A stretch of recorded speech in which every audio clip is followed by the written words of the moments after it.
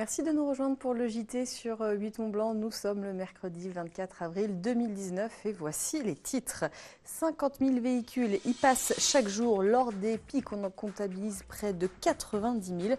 Historiquement, le nœud autoroutier de Chambéry a été conçu et construit autour d'un seul point d'échange. Un nœud aujourd'hui saturé. Nous ferons le point sur les travaux qui viennent de débuter avec un reportage de Camille Rivollet. Et puis un dispositif assez rare à découvrir, celui qui autorise le passage du permis de tronçonner. Plusieurs phases sont nécessaires. La dernière d'entre elles était organisée il y a quelques jours dans les Bauges. Nous y étions. Mais avant ces titres, le bastion social dissous ce mercredi. La dissolution de ce mouvement d'ultra-droite accusé d'appeler à la haine, aux discriminations et aux actions violentes a été prononcée en Conseil des ministres ce 24 avril. Cette décision a été prise pour mettre fin aux exactions répétées commises en marge des rassemblements de voies publiques, a précisé le ministère dans un communiqué. Baston Social est composé de 6 associations, toutes interdites désormais, dont les Petits Reblochons. Ces décisions viennent également mettre un terme aux actions discriminatoires menées par ces associations. Des membres du Bastion Social ont encore récemment mené à Strasbourg, Marseille et Chambéry des agressions à caractère raciste ou antisémite. Un projet attendu par de nombreux automobilistes. Oui, vous l'avez sans doute constaté régulièrement, les bouchons au péage de Chambéry sont très fréquents et pour cause, l'infrastructure est largement insuffisante. Un chantier d'envergure est prévu depuis plusieurs mois. Les consultations publiques sont désormais terminées et les travaux d'aménagement de ce nœud autoroutier vont commencer. La 41, la 43 et la voie rapide urbaine se croisent à cet endroit. On fait le point avec Camille Rivollet. 50 000 véhicules franchissent les barrières de péage de Chambéry-Nord quotidiennement, 90 000 lors des week-ends les plus chargés. À la base créé pour le contournement de Chambéry, le péage d'accès à la VRU ne correspond plus au flux de véhicules grandissants. Un aménagement énorme est prévu par la société d'autoroute AREA pour fluidifier et sécuriser le trafic. Le principe qui a été retenu, c'est de dissocier les flux. Ça veut dire qu'on va créer une nouvelle bretelle.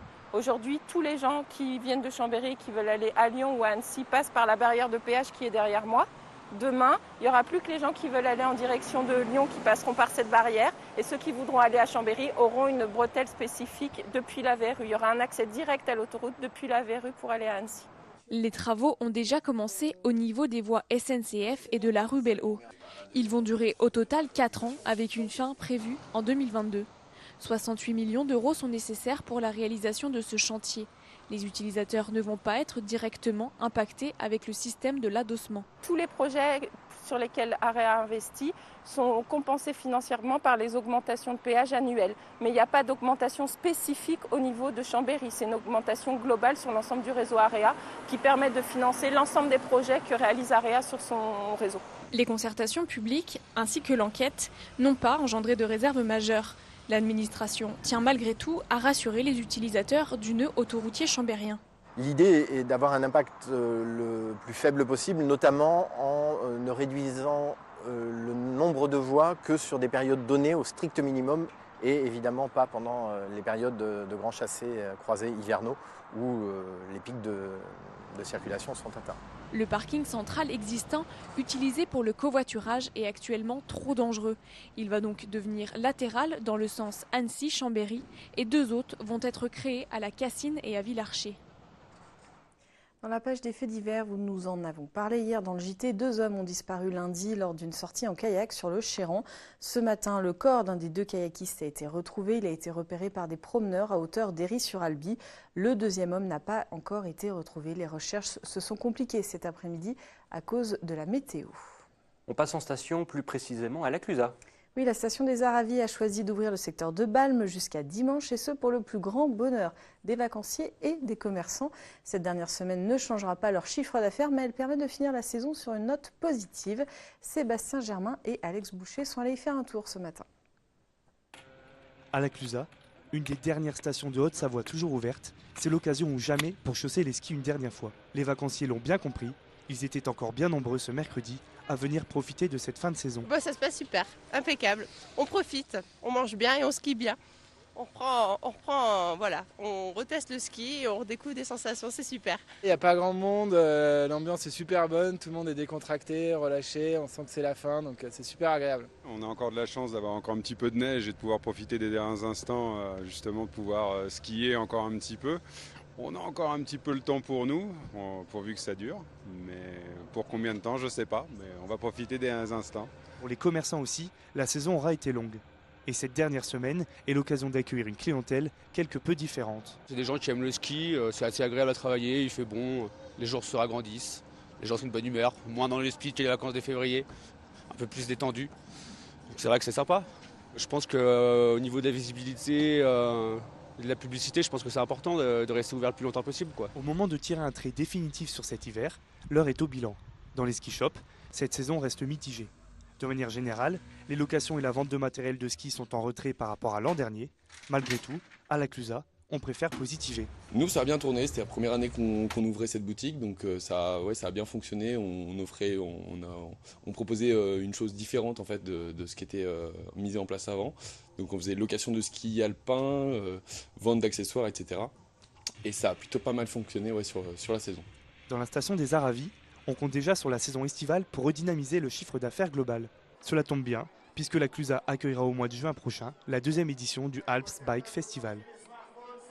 Il faut un permis pour tronçonner. Effectivement, 4 phases sont nécessaires pour passer ce fameux permis. Si beaucoup d'établissements sont habilités à faire passer les 3 premiers stades, seule une personne peut faire passer la 4e, c'est la plus compliquée.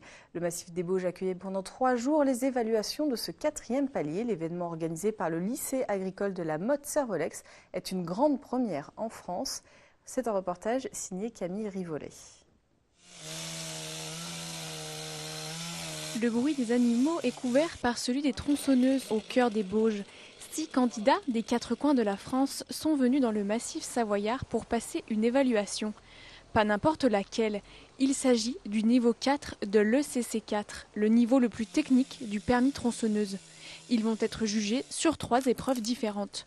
Ce matin-là, c'est celle du Chablis. C'est un arbre qui est déraciné, donc on a une mise en sécurité à faire à l'aide d'un engin forestier. Avec un câble, on tend un câble pour retenir la souche au cas où elle nous tombe dessus, c'est pour éviter les problèmes, quoi. Et après, on doit se réparer la souche du tronc. Moi, je suis déjà formateur en permis tronçonneuse, mais sur les 3 premiers niveaux. Avec ce niveau-là, je vais pouvoir former d'autres gens à l'exercice. En fait, là, je dois prouver que je suis capable de traiter ces cas particuliers. C'est une première en France, si de nombreuses personnes sont habilitées à faire passer les 3 premiers paliers du permis tronçonneuse. Le 4e stade, un seul évaluateur en France peut le faire. Il a été formé en Espagne. Si les candidats réussissent les tests, ils pourront à leur tour enseigner et évaluer le grade 4. Yann est formateur au lycée agricole de la Motte-Servolex. Il est le prochain à passer l'épreuve du Chablis. En attendant, il s'entraîne. Un petit peu tendu dans la mesure où voilà, il y a de la difficulté et de la dangerosité. Donc il faut arriver à maîtriser et ne pas oublier des éléments à mettre en place et bien tout voir. Technique et connaissance de tronçonnage, surcoupe difficile et sécurisation de l'utilisateur de la tronçonneuse. Ce sont notamment sur ces points-là que les candidats sont évalués. Une erreur et c'est éliminé. Voilà. Donc il y a des points critiques qui font que c'est éliminé d'entrée de jeu et d'autres, on peut les éliminer aussi sur une succession de petites erreurs. Mais il y a des erreurs critiques qui ne peuvent pas passer, quoi. Et je viens d'en recaler un pour un élément de sécurité critique. Cette session d'évaluation est organisée par le Centre de formation professionnelle et de promotion agricole de la Motte-Servolex grâce à une subvention européenne. Si les épreuves sont validées, les candidats obtiendront le permis tronçonneuse dans sa globalité, un certificat européen de qualification. On finit ce journal avec une plongée dans le New Age. Oui, c'est à voir à la Villa du Parc à Annemasse. Elle présente jusqu'au 18 mai une exposition proposée par le Syndicat Magnifique, un collectif de 12 artistes contemporains, lesquels se sont attachés à proposer une lecture actuelle de ce qu'est le mouvement du New Age, une expérience à vivre que nous fait découvrir Jean-Paul Crespi. Toutes les quêtes spirituelles et ésotériques des pèlerins de Sedona sont présentes à la Villa du Parc. Des œuvres parfois déroutantes, des installations sonores vidéo ou olfactives offrant une expérience du New Age et de toutes ses contradictions. Car l'exposition collective se décline comme un témoignage mémoriel, un parcours spirituel, un voyage entre les canyons du désert d'Arizona et les paysages grandioses de l'Ouest américain. Au cœur de ce parcours, Sedona, le lieu immuable de toutes les alchimies qui trouvèrent leur source dans ces paysages dès les années 40 pour écrire ensuite les plus belles lettres prophétiques des courants du New Age, une obsession contemporaine du bien-être personnel. Cette proposition d'exposition, elle raconte comment un certain nombre d'artistes contemporains regardent cette question du spirituel aujourd'hui. Il y a vraiment dans cette expo cette espèce de balancement entre le sauvage et le très domestiqué, le spirituel et le très matériel. Cette exposition s'inscrit dans le cadre de la saison 2018-2019 intitulée White Mirror, dédiée au numérique et consacrée au regard des artistes sur l'impact de l'ère digitale sur notre société. Et c'est ainsi que les univers visibles et invisibles se relient entre eux, entre croyances mystiques et codes binaires informatiques. Au-delà de chaque œuvre qu'on peut voir, toutes posent cette question-là. C'est comment on se représente l'épanouissement personnel et le bien-être. Et est-ce que ça passe par le spirituel, le matériel, le numérique, l'expérience directe? Et donc, c'est une manière aussi de réfléchir à comment on se positionne pour être bien dans notre monde contemporain.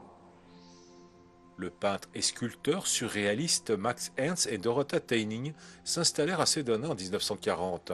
Ils sont les précurseurs d'un exode qui n'aura de cesse de transformer cette petite ville d'Arizona en complexe touristico-spirituel.